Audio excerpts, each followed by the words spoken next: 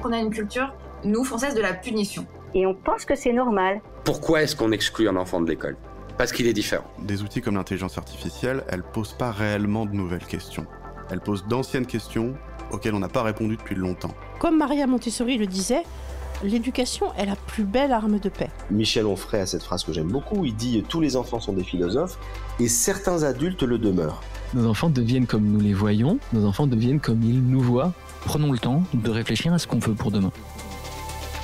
Bienvenue sur le podcast Les Adultes de demain. Je m'appelle Stéphanie Desclèbes, je suis entrepreneur et surtout une actrice engagée pour l'enfance. Dans ce podcast, je donne la voix à celles et ceux qui changent le monde grâce à l'éducation. Pour en savoir plus sur mes dernières actualités, rendez-vous sur le compte Insta @lesadultesdedemain ou sur mon compte perso LinkedIn. Pour retrouver un condensé des meilleurs moments du podcast, je vous laisse découvrir le livre « Offrir le meilleur aux enfants » aux éditions Hatier, que j'ai coécrit avec ma mère Sylvie Desclèbes, que vous entendrez beaucoup dans ce podcast. Allez, je laisse place à un nouvel épisode.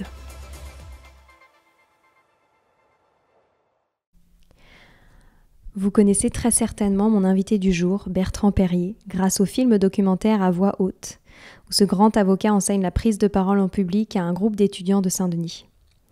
Parler en public et plus particulièrement exprimer son opinion n'est pas simple lorsqu'on est un enfant. Pourtant, cette compétence semble essentielle encore plus maintenant. En dehors du grand oral du baccalauréat, s'exprimer librement devant une audience offre des bénéfices nombreux aux ados. Pourquoi est-ce si effrayant pour des enfants de prendre la parole en public ? Pourquoi est-ce essentiel de donner ces clés aux enfants dès le plus jeune âge ? Comment peut-on apprendre aux enfants à maîtriser leur stress ? Bref, cet échange m'a moi-même beaucoup appris grâce au conseil de l'un des plus grands experts de l'éloquence en France. J'ai nommé Bertrand Perrier. Je vous souhaite une bonne écoute. Bonjour Bertrand. Bonjour. Je suis très heureuse d'échanger avec vous aujourd'hui. Vous êtes une figure emblématique de la prise de parole en public en France. Vous êtes avocat au Conseil d'État et à la Cour de cassation et vous enseignez la prise de parole en public aux jeunes depuis quelques temps. Vous avez récemment écrit un livre que j'ai adoré, Prendre la parole, pas de panique, aux éditions Magenta à destination des ados. Alors pourquoi vous êtes-vous intéressé à l'art oratoire et plus particulièrement chez les jeunes ? Alors, à l'art oratoire, évidemment, parce que c'est très lié à mon métier d'avocat. Donc, c'est une discipline que je pratique quasiment au quotidien. Et nous avons, nous, les avocats, un rapport très, très particulier à la parole de conviction. La parole a d'autres fonctions, mais pour nous, elle fait partie de notre quotidien. Et pourquoi la parole pour les ados ? Parce que je n'avais eu, ado moi-même, aucun enseignement de la prise de parole en public. Et je considère qu'il y a toujours pour cette période des 11-15 ans, c'est-à-dire la période du collège, une sorte de trou dans l'enseignement de la prise de parole. Au lycée, le grand oral du bac a quand même remis un petit peu les pendules à l'heure et rééquilibré entre l'écrit et l'oral. Mais au collège, il y a encore un déficit de formation, alors même que c'est un âge critique pour la prise de parole en public. C'est un âge où le rapport au corps, à l'image de soi, à la confiance en soi, tout ça se construit, c'est parfois un peu friable, et je crois qu'il est important que les ados se forment à la prise de parole en public, précisément à ce moment de bascule entre l'aisance un peu insouciante des enfants, la formation des lycéens, et entre ces deux âges-là, il y avait, me semble-t-il, une béance qui appelait un livre dédié. J'ai pourtant lu que vous étiez très timide durant votre jeunesse. Oui, mais précisément aussi peut-être parce que je n'avais pas d'éducation à la prise de parole et que tout cela était confié aux familles qui sont parfois aidantes ou parfois pas. Je dis dans le livre à quel point l'étymologie du mot enfant est révélatrice, puisque l'enfant est l'infant, c'est-à-dire celui qui ne parle pas, et donc l'enfant se définit par l'absence de parole. Et dans nos sociétés, la parole pour les enfants est une conquête, et c'est un espace que leur laissent ou non les adultes. Et donc oui, en effet, c'était pas quelque chose qui était naturel pour moi. Comment vous avez surmonté cela ? D'abord, je l'ai surmonté très tard, puisque j'ai commencé à me familiarisé avec la prise de parole en passant des concours d'éloquence, parce que les avocats ont cette incongruité de se livrer le soir venu à des concours d'éloquence, à supposer qu'ils n'aient pas déjà fait cela pendant toute la journée. Et donc, j'ai commencé à passer des concours d'éloquence. C'est un peu absurde en soi, mais ça peut avoir aussi une vraie vocation à aider ou à débloquer des autocensures. Et donc, je me suis inscrit à ces concours. Et après, ça m'a permis, dans une parole sans enjeu, puisqu'il n'y a pas d'enjeu judiciaire dans les concours d'éloquence, de progresser un petit peu. Et ça a été mes premiers pas dans la prise de parole, mais j'avais presque 30 ans. Alors, quel constat faites-vous aujourd'hui en France lorsque l'on parle des ados et de la prise de parole en public ? Je fais le constat d'une très grande diversité de situations qui correspondent souvent d'ailleurs à des diversités de rapports familiales, la prise de parole en public, et c'est assez cruel de voir à quel point les déterminismes sociaux et familiaux sont à l'œuvre dans la maîtrise de la prise de parole en public, et c'est infiniment cruel, et c'est précisément la raison pour laquelle il est important que l'école égalise autant que faire se peut les situations et s'empare de cette question de la prise de parole en public. Vous avez en tout cas une jeunesse telle que je peux la voir, qui est assez avide de partager ses convictions, qu'elle a de plus en plus précocement. À titre personnel, quand j'étais au collège, je n'avais aucune conviction sur rien, et je vois qu'aujourd'hui, les jeunes, de plus en plus tôt, ont des convictions sur la société, sur l'économie, sur la politique. Ça vient de plus en plus tôt, et je crois qu'il y a aussi un désengagement sur d'autres sujets, mais il y a des préoccupations qui vont avec des convictions, qui ont besoin donc de s'exprimer oralement. Donc voilà, après, je pense qu'il y a une très grande diversité. Oui, il y a des jeunes qui ont un rapport très contrarié à la parole et qui sont réfugiés dans des écrans, qui sont réfugiés dans une vie virtuelle. Et puis il y a aussi des jeunes qui sont très engagés dans la vie de la cité, très jeunes dès le collège, et qui veulent dire haut et fort à l'égard des adultes et aussi de leurs camarades ce qu'ils ressentent et ce qu'ils pensent. Est-ce que vous pensez qu'il y a un biais culturel en France sur la prise de parole chez les jeunes ? Parce qu'on parle souvent, comme exemple de prise de parole chez les enfants, on parle souvent des États-Unis. Est-ce que vous pensez qu'il se joue quelque chose d'un point de vue culturel en France ? Oui, probablement, il se joue quelque chose de l'ordre de la méfiance à l'égard de la spontanéité. Effectivement, les anglo-saxons, qui ont un temps d'avance sur nous en la matière, ont plus d'indulgence pour une parole spontanée mais imparfaite, alors que nous, en France, tout pétris que nous sommes de la dissertation, de l'écriture et de la perfection qui va avec, eh bien, nous avons pour la parole une sorte de méfiance comme à l'égard de tout ce qui est imparfait, et donc effectivement nous avons une pratique de la parole qui se rapproche beaucoup de l'écriture. D'ailleurs, comme je le dis dans le livre, l'expression « parler comme un livre » est considérée comme l'idéal pour un enfant. Et je crois au contraire que parler comme un livre est probablement ce que l'on peut attendre de pire. Si je voulais parler comme un livre, je n'ai qu'à lire un livre. Et au contraire, j'attends de la parole qu'elle ne soit pas l'identique de la lecture d'un livre. Et je trouverais qu'un enfant qui parlerait comme un livre serait presque inquiétant. La parole est une imperfection, la parole est un acte friable de sensibilité, de personnalité, et au contraire du livre qui est un objet de papier glacé. Donc je pense qu'en effet, on a beaucoup d'inhibitions et beaucoup d'autocensure qui naissent de cette exigence de performance et de cette survalorisation d'une perfection qui est inatteignable par la parole. Et donc, je pense qu'on se fait une montagne de ce qu'est l'exigence d'une prise de parole parce qu'on identifie l'écrit et l'oral. Qu'est-ce qu'il y a de si effrayant pour les enfants et les jeunes dans le fait de prendre la parole en public ? Le jugement de l'autre. le jugement de l'autre, que ce soit les adultes, que ce soit les professeurs, les familles, les camarades. Et donc, on a peur d'être ridicule, on a peur d'être jugé, on l'est d'ailleurs, mais on a peur d'un jugement malveillant, on a peur d'une faille dans sa personnalité, pas seulement dans sa parole, et on a peur du regard de l'autre. Alors, dans votre livre, vous donnez quelques éléments pour parler avec confiance devant un public. Est-ce que vous pourriez nous en citer quelques-uns? Quelle est la recette magique pour y arriver?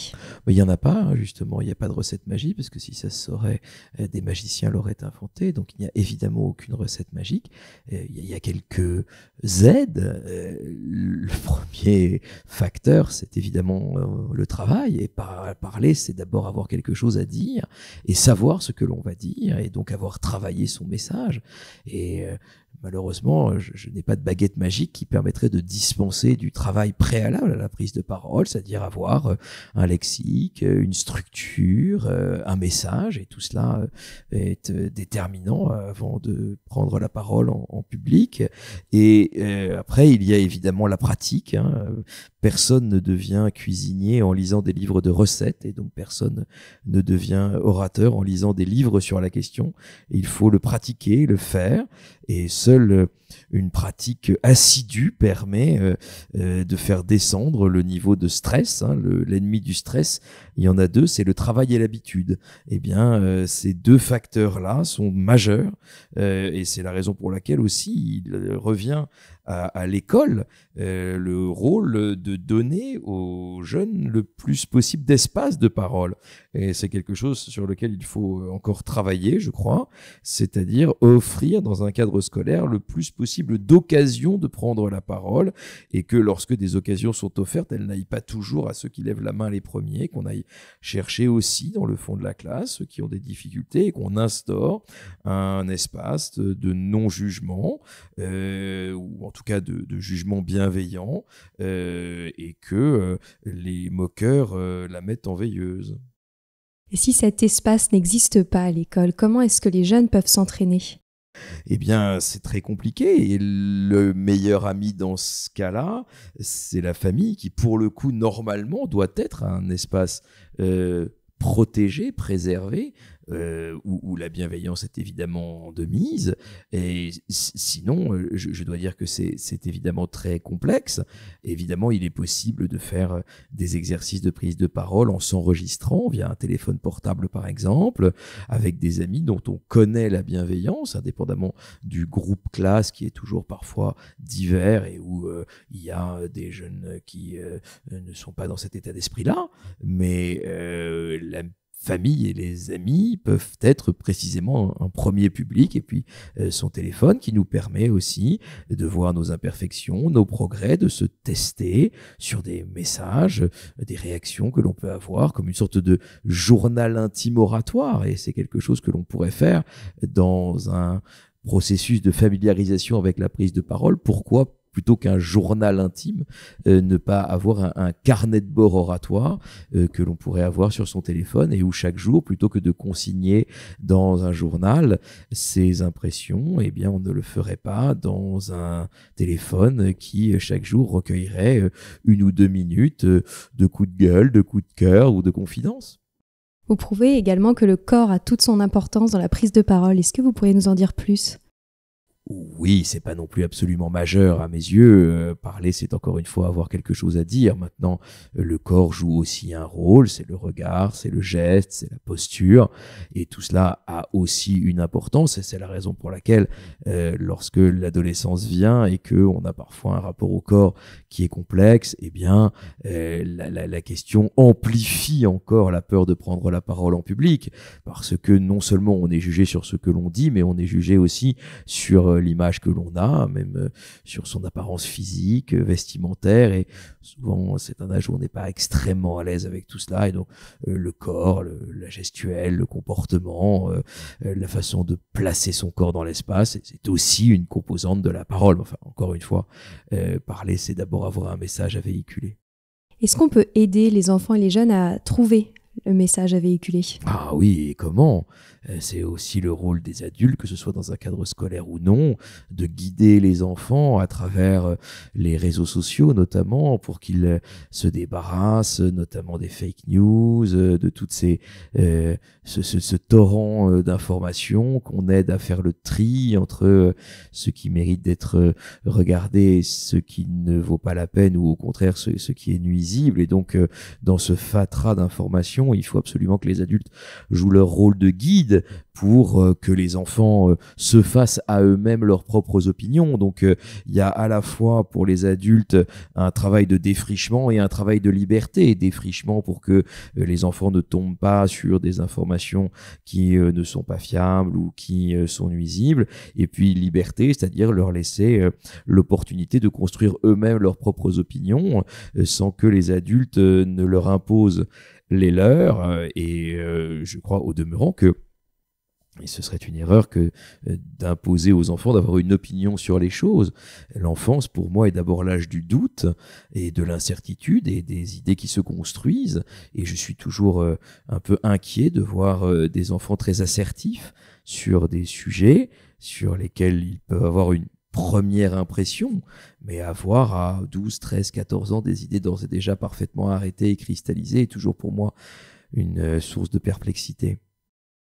Est-ce qu'il est nécessaire d'avoir un certain bagage de culture générale pour la prise de parole ? C'est évidemment une opinion peu populaire que de le dire, mais pour moi la réponse est évidemment oui. La parole se nourrit de la lecture, elle se nourrit de la discussion avec les autres, elle se nourrit de l'écoute des autres et dans ce qu'elle peut avoir de meilleur. Et donc bien sûr que plus on a de culture, plus on a fréquenté d'autres opinions que les siennes, plus on a fréquenté des auteurs, plus on a fréquenté des inspirations, quelles qu'elles soient, et bien plus la parole est riche, et notamment elle est riche du vocabulaire que l'on acquiert en lisant. Et donc oui, bien sûr, la culture générale, quelle qu'elle soit, que ce soit une culture littéraire, scientifique, économique, artistique, nourrit la parole. C'est absolument évident. La parole n'est pas une génération spontanée, elle ne naît pas de rien, elle naît de votre environnement, quel qu'il soit, mais en effet, si l'on veut bien que la parole soit une exigence, eh bien, elle se nourrit de la culture que l'on acquiert petit à petit. Et ça n'est pas évidemment une culture, là encore, qui devrait venir immédiatement. C'est un processus qui naît tout au long de l'enfance, mais bien sûr que oui, la parole naît de la culture. Comment faire pour les enfants qui n'ont pas bénéficié de ce bagage-là ? Ah bah écoutez, il faut là encore, c'est à l'école de faire son travail d'acculturation et de guider les enfants vers des lectures qui leur permettent de nourrir leur imaginaire, leur vocabulaire et leur paysage culturel, de les amener vers des lectures peut-être un peu plus exigeantes que les premières lectures qui leur tomberaient sous la main. Et moi, je considère qu'un élève, ça s'élève. Vous avez accompagné, je le sais, beaucoup de jeunes et je sais que pour certains, il est difficile de se forger une opinion. Vous avez parlé du sujet de l'opinion. Quelle est votre expérience à ce sujet ? Alors, en réalité, les élèves que je forme sont un peu plus âgés. J'ai des élèves dans l'immédiat post-bac.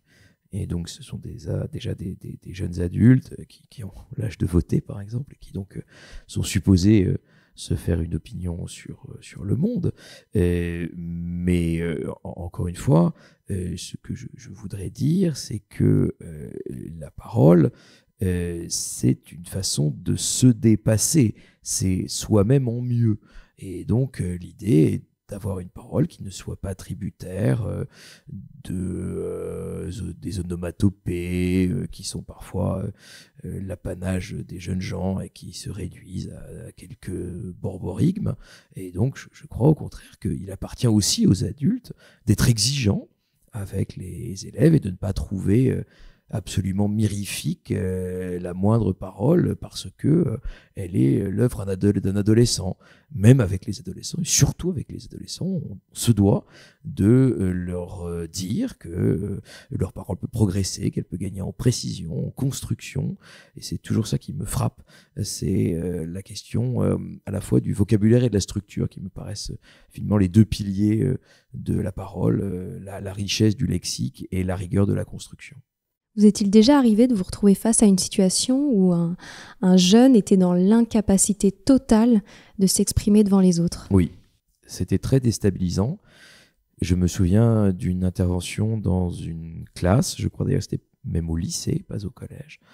Et j'avais fait un jeu, parce que j'enseigne par le jeu. Je crois que la parole, c'est déjà suffisamment compliqué comme ça pour ne pas l'enseigner de façon trop didactique ou livresque, et donc j'essaye de l'enseigner par la pratique. Après, évidemment, une fois la pratique advenue, j'essaye d'en tirer des conséquences et d'essayer de voir avec les élèves ce qui peut être amélioré, mais je pense que d'abord, ça doit être dédramatisé et donc un peu ludique. Et je me souviens en effet d'une jeune fille, je lui avais proposé à titre de jeu de me convaincre de télécharger une application de son choix. Et c'était extrêmement compliqué, elle n'arrivait pas même à donner le nom d'une application qu'elle aurait voulu que je télécharge. Et je me suis dit que c'était très compliqué, ce d'autant que je ne faisais qu'une seule intervention devant cette classe. Lorsqu'on a un suivi, c'est peut-être un petit peu plus facile. Pour autant, j'ai compris qu'il fallait privilégier une toute petite victoire sur une exigence trop importante. J'ai pris le temps de faire en sorte qu'au moins elle puisse nommer l'application. Donc, j'ai beaucoup dédramatisé, j'ai beaucoup banalisé le moment.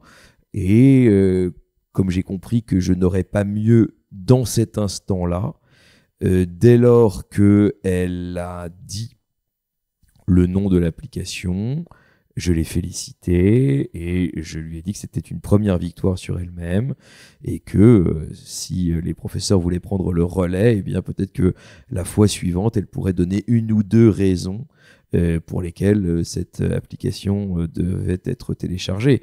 Mais c'est évidemment toute la difficulté de l'enseignement en classe, de la prise de parole en public, c'est-à-dire le groupe. Et donc, autant quand on fait des mathématiques ou de l'histoire-géographie, bien sûr, il y a des enfants qui sont plus doués les uns que les autres et on doit aussi gérer les différences de rythme, mais c'est encore plus criant, me semble-t-il, avec la prise de parole en public, parce que là, vous êtes tributaire non pas seulement de prédispositions, mais également d'environnements sociaux et bien sûr que le caractère collectif de l'enseignement en classe est le principal obstacle. Il faudrait faire quasiment du sur-mesure pour chaque élève et c'est incompatible bien sûr avec un groupe classe, mais l'idée était quand même de lui dire que pour elle qui était en difficulté, eh bien le simple fait de nommer était un premier pas et que les autres seraient faits ultérieurement.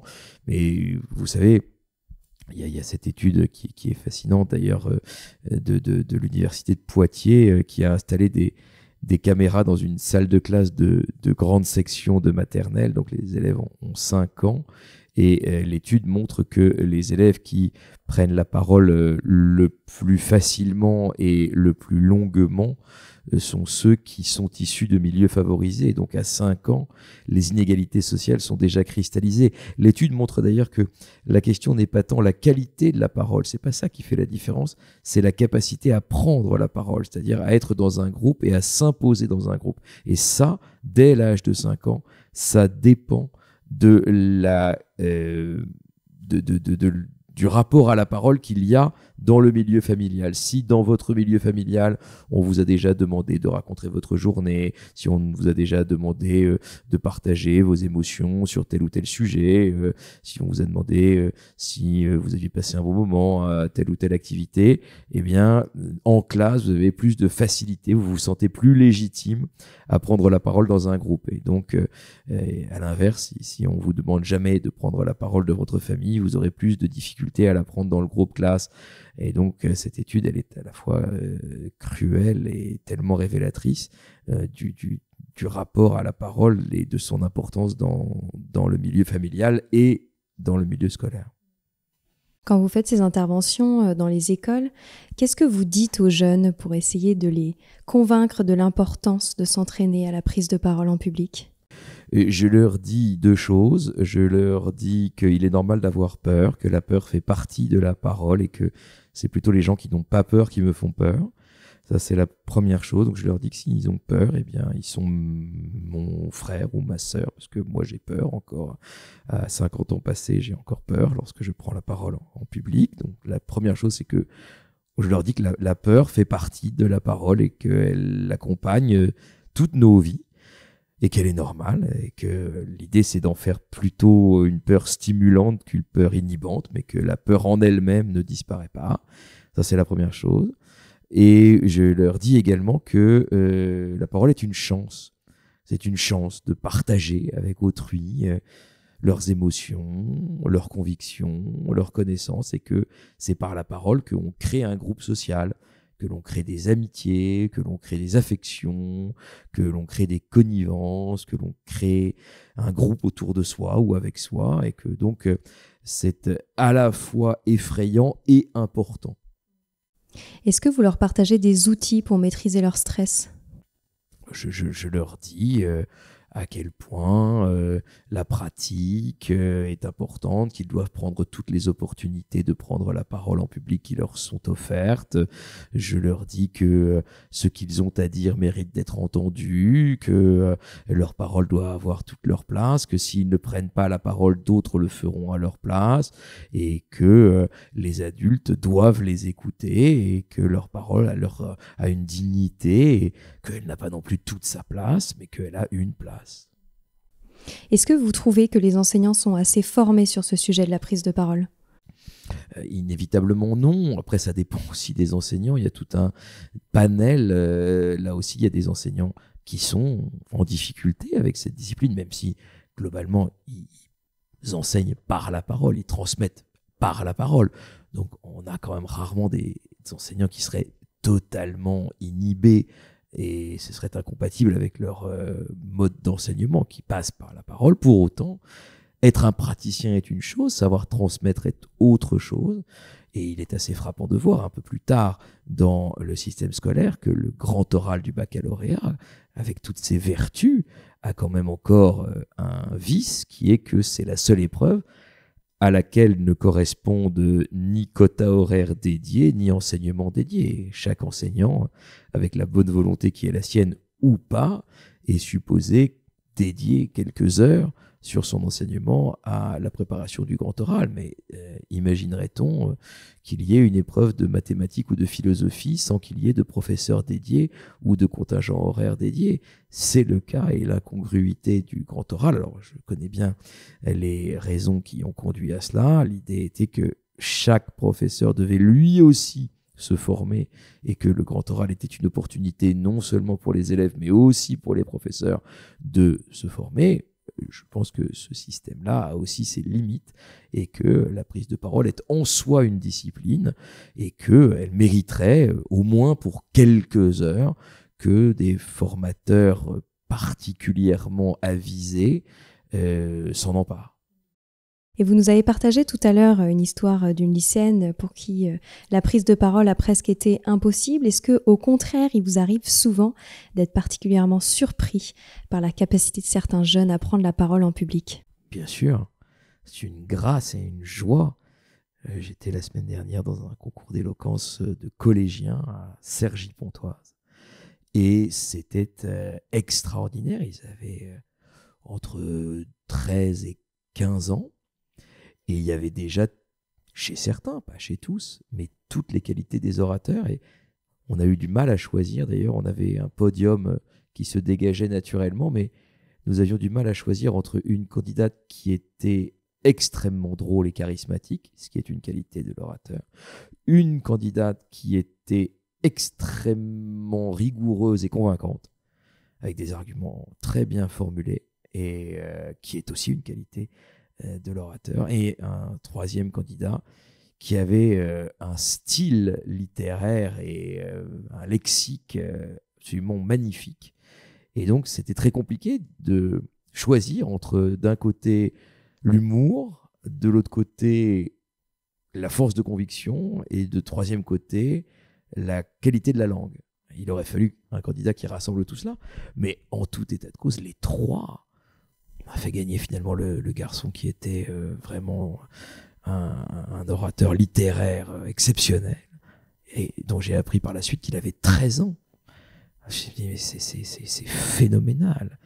Et donc oui, on voit dans ces concours, alors bien évidemment, c'est la partie émergée de l'iceberg, et je veux pas dire, j'ai une vision très biaisée des choses, parce qu'on m'invite pour des concours d'éloquence qui, par hypothèse, rassemblent les meilleurs. Et donc j'ai une vision qui est idyllique de la prise de parole pour les lycéens ou les collégiens, mais véritablement, oui, cette soirée à Cergy était extraordinaire, parce qu'on voyait toute cette diversité de ces jeunes, mais qui racontaient aussi leur vie de collégiens et de lycéens. Ce que je ne voudrais pas non plus, c'est dire que la parole idéale pour un lycéen ou un collégien, ce serait la parole d'un adulte. La parole de l'enfant reste une parole d'enfant. Et c'est ça qui était vraiment formidable, c'est que chacun était un enfant. Un enfant, entendons-nous, un adolescent. Mais personne n'avait, et ça c'est vraiment important, une parole prétentieuse, ou une parole assertive, ou une parole d'adulte, où on singerait l'éthique des adultes.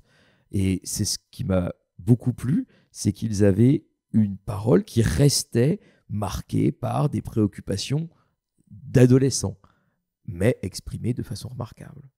Vous avez parlé d'une jeune fille qui était charismatique. Est-ce que l'on est charismatique ou est-ce qu'on le devient ?